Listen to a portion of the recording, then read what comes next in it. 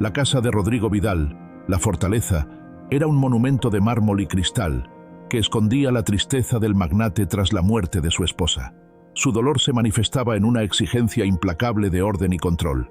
Dale like, suscríbete y comparte.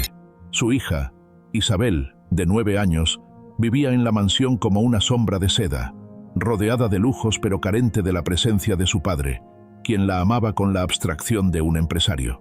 Liliana, de 45 años, era una de las sombras invisibles de la mansión.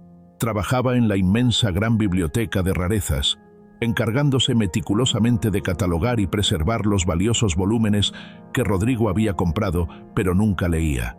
Liliana vivía de su trabajo para mantener a su nieta en el pueblo, y aunque su uniforme era tan inmaculado como el de cualquier otro empleado, ella olía ligeramente a tierra, a pan recién horneado y a la leña que quemaba en su pequeña casa.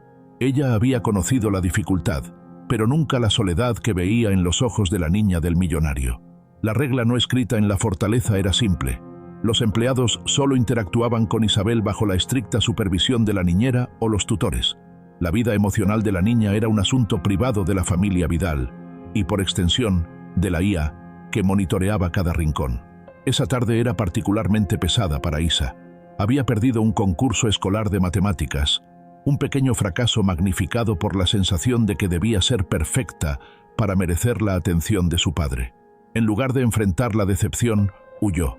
Su lugar favorito, un refugio que solo ella conocía, estaba en el ala este de la gran biblioteca.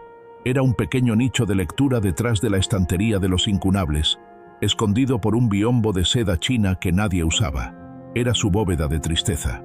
Liliana, con su carrito de limpieza silencioso, llegó a la biblioteca. El lugar siempre era inmaculado, y su trabajo era más ceremonial que práctico. Mientras movía el biombo para limpiar el polvo de la repisa superior, se detuvo. Escuchó un sonido minúsculo, húmedo y repetitivo. Era el sonido de la respiración quebrada por el llanto. Detrás del biombo, acurrucada entre unos cojines de cuero, estaba Isa. Su rostro estaba hundido en sus rodillas, sus pequeños hombros temblaban bajo el peso de una pena inmensa. Su llanto no era ruidoso, sino un gemido sordo, el sonido de una niña que había aprendido a llorar en el silencio para no molestar. Liliana se quedó paralizada. Su primer impulso fue llamar a la niñera o retirarse, temiendo la reprimenda de Rodrigo si la atrapaban cerca de su hija en un momento íntimo. Pero al ver la vulnerabilidad total de Isa, la imagen de su propia nieta, que se escondía para comerse un dulce prohibido, se superpuso a la imagen de la hija del magnate. La niña del millonario no necesitaba un tutor, ni un regalo caro. Necesitaba consuelo. Liliana se arrodilló lentamente, tan despacio que no asustó a la niña. No tocó a Isa. Solo se sentó en el suelo de caoba lustrada, con las piernas cruzadas. Sacó de su bolsillo un pañuelo de tela, no de papel, gastado por el uso y el jabón. Lo tendió en silencio. Luego, sacó un pequeño envoltorio de papel de estraza. Era su panecillo de maíz. Era el almuerzo que su vecina, doña Marta, le había horneado esa mañana. Un pedacito de calor y dulzura del mundo exterior que le daba fuerza para su larga jornada. Ella partió el panecillo por la mitad. El aroma a maíz dulce y mantequilla se esparció, un olor cálido y grosero en el ambiente de libros viejos y cuero frío. ¿Te apetece?, susurró Liliana, su voz suave como el polvo. Isa levantó la cabeza. Sus ojos estaban rojos e hinchados. Vio a la mujer del uniforme humilde, arrodillada, ofreciéndole su única porción de comida. «No, gracias», murmuró Isa, sintiendo vergüenza de su propio dolor frente a la generosidad palpable de Liliana. «Esto», dijo Liliana, señalando el panecillo, «se llama consuelo. Mi abuela decía que la tristeza se va más rápido si la acompañas de algo que te recuerde que la vida sigue siendo dulce. No tienes que comerlo, pero puedes sostenerlo». Liliana puso la mitad del panecillo en la mano temblorosa de Isa. La niña sintió el calor de la masa, el calor de la mano de Liliana que la había sostenido al dárselo. Entonces, Liliana hizo algo que fue el verdadero punto de inflexión. No preguntó por qué lloraba.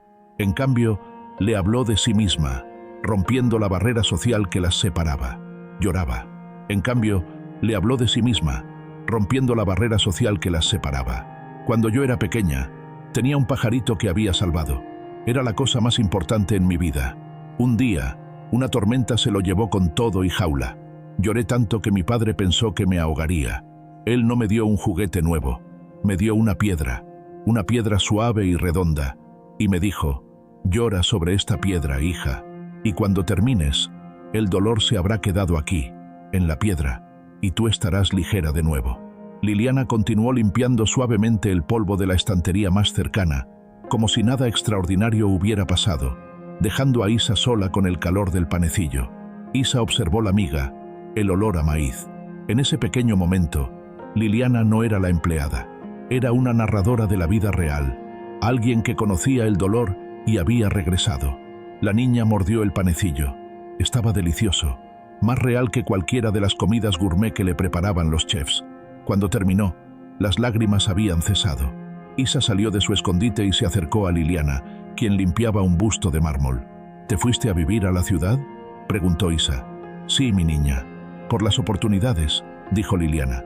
Pero siempre llevo un pedacito de mi pueblo en el corazón. Isa asintió y se fue, con la tristeza ligera y con el sabor de maíz en la boca. Liliana, con el corazón acelerado, siguió su trabajo, sabiendo que acababa de arriesgar su sueldo de un año. Dale like, suscríbete y comparte. El gesto de Liliana se repitió. Al día siguiente, Isa regresó al nicho. Liliana se presentó con otro panecillo y otra historia. La vez que su madre cosió su vestido para la fiesta con telas de saco. Eran historias de supervivencia con dignidad, no de quejas. La transformación de Isa no fue dramática, sino sutil. Dejó de ser la niña distante. En el desayuno, sonreía vagamente, un gesto que nadie notaba. Empezó a dibujar, no en su tableta, sino con lápices de colores. El tema de sus dibujos era siempre el mismo. Una mujer con un delantal y una falda larga, arrodillada junto a un cojín, y a veces, un pequeño panecillo. Rodrigo Vidal, el padre, notó el cambio un mes después. Estaba acostumbrado a que su hija fuera una extensión silenciosa de su control. Ahora, ella le respondía con una luz en los ojos. Un día, encontró el dibujo, la mujer con el panecillo y el busto de mármol. Rodrigo reconoció la escena. Era la gran biblioteca, un lugar al que rara vez iba. Inmediatamente, activó el registro de actividad de las cámaras de seguridad que cubrían el ala de la biblioteca, algo que nunca antes había hecho.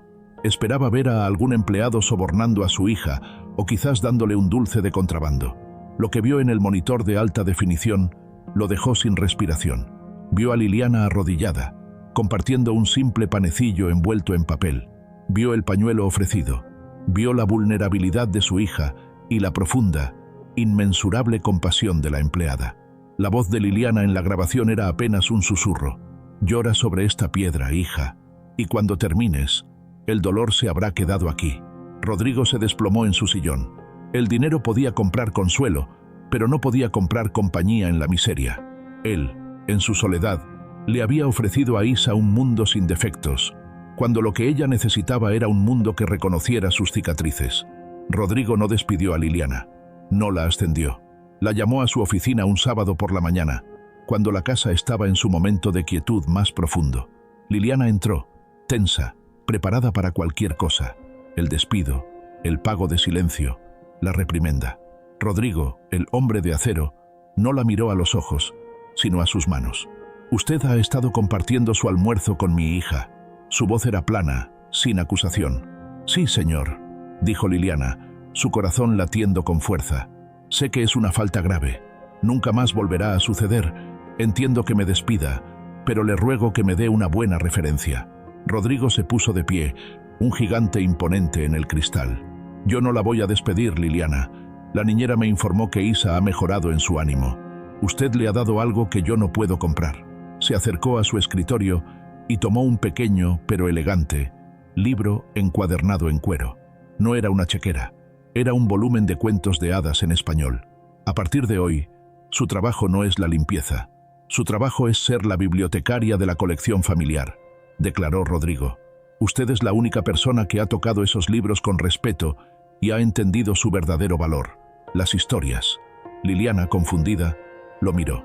Su nuevo horario es de 10 de la mañana a 6 de la tarde. En la última hora, a las 5, usted leerá en voz alta para Isa en el nicho. No le dé clases, no la eduque, solo léale una historia. Y si ella lo necesita, escúchela. sin juzgar. Señor Torres, es un gran honor, pero yo no soy una tutora, ni una psicóloga. No, la interrumpió Rodrigo, con una pausa que era un abismo. Usted es una persona que sabe que la tristeza necesita calor, no castigo. Eso es todo lo que mi hija necesita. Y lo que yo necesito aprender. Hizo una pausa, y por primera vez en años, su voz se quebró. Ese panecillo, Liliana, valía mi empresa entera. Usted me devolvió a mi hija. Extendió una mano. No para un apretón de manos, sino para darle el libro. Su sueldo se duplicará. Y aquí tiene una nevera pequeña, en la cocina de servicio, con los ingredientes para que doña Marta le haga sus panecillos. Todos los días. Para los dos. El gesto de Rodrigo no fue un cheque, sino un reconocimiento de que el amor, la calidez y el pan de maíz son esenciales. Liliana no solo aceptó la llave de la biblioteca y el libro, aceptó el deber de ser la guardiana de la humanidad de Isabel.